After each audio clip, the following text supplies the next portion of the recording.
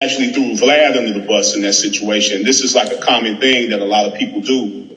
You know, it's like Vlad didn't make him talk about you. You know, he asked him a question because it's, you know, it was an interview show. So the main thing that I think that was silly about the thing is that he's not taking responsibility for what he said, and he's not taking responsibility for even talking about your family when, you know, that should have been out of line and should have been something that he should have just, you know, it shouldn't have been done. Well, think about this, Kenyatta, not to cut you off.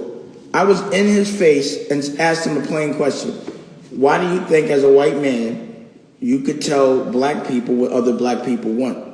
He refused to answer that question, and he doesn't even, he's saying it's a lie or something, I don't know. So you think he's going to answer any other question, me from a distance, that he doesn't feel like a black man dare ask him a question? Then that would make me disrespectful. Like, I don't have a beef with Adam. He's Adam. Like, that's embarrassing for me to have a beef with a guy like that. No disrespect. But we just in this, even that's disrespectful for him to even be talking about me like that. He should be like, out of respect for Damon, I'm not going to say a word. Out of respect for Damon, when Damon asks me a question, I'm going to answer it. You know, but instead, he's calling me names. He's calling my staff names. But really what that is, that's how they try to trigger us. But that doesn't trigger me. Because I know that it's a distraction from the truth. He wants me to jump out of pocket so that he looks like it's justified. That's what they always do. So I'm calmly saying what he should have did was just said it wasn't him because he shaved his beard off. It looked like it wasn't him anyway. So he might as well say it's not me. Yeah, that wasn't me. I almost feel like he's just preparing to be on, you know, Entertainment Tonight. Or he's using hip-hop to get to break past pop culture. And sometimes the way to get into that circle is to sell our culture out, and then they'll let you in. So he's just putting in his work so that he could get accepted in that circle of people that put black people on the list and start talking about them so that they can't get any money or try to prevent them or try to make their business look small. You know, even though they're not even nowhere near understanding what that means to start a television network, a streaming service, and own all your own equipment, and, you know, all the things that come with that. It's a different, you know, he's not used to boss talk. You know, he's talking soldier talk, and I'm talking general talk. So even in our interviews, I'd be like, bro, this is not a podcast, a TV show. Podcast. He was just programmed to only be a soldier and to get in where he fits in, no matter who it involves. Like, it's a selfish way to make money when people are dying because you're putting yeast on something and making it a lot bigger than it is, and then 2 people die and you don't even care just because you made money off it. You know, it's easy to do that when you're in someone else's culture. It's easy to fuck another man's house up, but I don't see him fucking his own house up.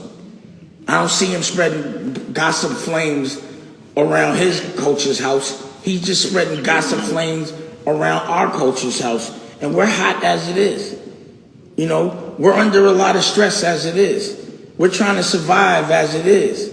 So when you put a little more yeast on something, it makes you overreact to something that you might be mad about from before. But he knows this. And the people that are paying him know this. And the circle he's trying to get into that says, yo, if you come in this circle, you can't have a beard. You got to shave all of that. And he's starting to conform. So once I see he was doing this, first he disappeared, next thing he's on Snapchat, and literally he's turned into Wendy Williams. You feel me? Oh, shit. Oh. Literally, but only for you know, younger hip hop. And another thing, he's too old for that. You know why people start shaving and shit like that? They start feeling old. He's now, you know, he's too old to be talking about what a 15-year-old is doing. It's not fair, because when you're that old, you know how to push a younger person's buttons. You know where they're headed when you do that. So he should have some consciousness of the fact he's older than everyone he's talking to, and that he should be giving them good advice, not making them gossip and then promoting that. Like making them dumb. Like, if you look at his show, show me anything positive he's talking about anybody he's talking about. It's all about whatever bad happened. How could you be a reporter that only reports what bad happens in the culture? Like, you got to report good. If you're going to report bad, it's only to learn from it. But if you should be reporting bad and good, not just bad. You can't have content that's just based on the downfalls of people. You know what I mean? Like, what's his agenda doing that? And again, he ain't doing it in his own culture. Why can't he go talk about some actors? You know? He's not, I don't hear him talking about no skateboarders. I don't hear him talking about no BMX riders. I don't hear him talking about no punk rockers. He's from where, you know, it's rock and roll. Why not cause some dysfunction there? You understand what I'm saying? We're already in a place where we're young, misguided, with a lot of money, with a big platform, and you know what that's going to do. Black people as an easy payday. Black people are easy payday because of the destruction. The destruction of black people is the easiest payday for someone from any culture. But usually they're the ones that benefit. And again, I might respect it more like a Howard Stern. Now he talked to everybody. Black, white. I had to go up there with him for Old Dirty Bastard, and he did it like anybody, he getting at it. But I don't see him getting at anybody from his own culture. He's even scared to talk about people from his own culture. Why? Because no one wants to end up on that list that they slipped up and talked about in public. Vlad said, we have a list. Damon's on that list. Obviously they're sharing a list. He said it. He actually admitted there's a list. And we're gonna accept that? Anyway, fuck that list. Anybody who has that list is whiteball. They're only making that list because they're not allowed to work with me. I don't want, like to say, he just said I don't work with, how do you make a movie without working with nobody? He doesn't collab. You know why I don't collab? Because I pay people. But I do collab. We collabing right now. But when I make a movie and a production, they're not yes men. They're employees in that moment. I don't have to do all of that. I'm 48. I'm not hanging out with niggas collabing. But what type of shit is that? Dame is collabing. What is that?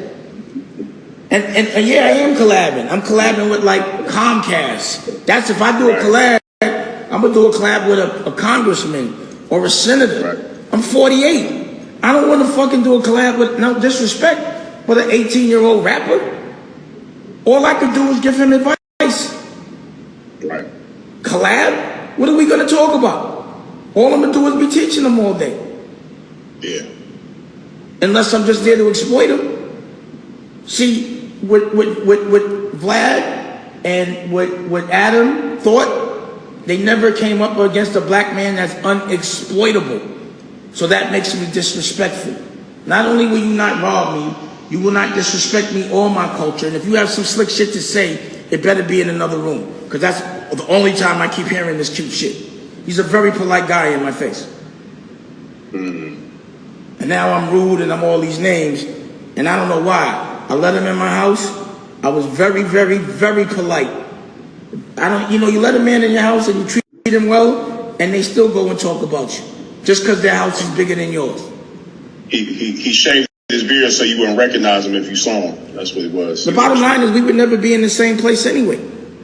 Yeah. Like, we're in a different circle. We're in a different hemisphere. So even if I did run into him, I'd be like, go ahead. Social distance. Keep your 20 feet, bro. And keep it like that. But again, I didn't know we had a problem until I found out about it on Vlad. Because he wasn't man enough to, The question to Vlad is, where's this list and who's on this list? Yeah, that's what we need to demand to see. That list and who has the list. Where's the list, Vlad? That's what I want to know. Let me see that list and who's on it and who else you've told this to. What other black people have you put on this list and who you've given it to? What other black people have you tried to stop from getting money? That's what I want to know. Because that list is don't get money with him. And he needs to explain that list. We need to, see, that's the thing. Sometimes they talk about so much shit, they forget the little things that we pay attention to. All the other shit, I was like, hold on, but what about that list? What's the list? He ain't gonna do nothing but deny like Adam did. I didn't say that. It's on tape. About a list. It's on tape. What's the list? Bro, it's on tape. The list is on tape. Where's the list? Where is the list? So yeah, man, so shit.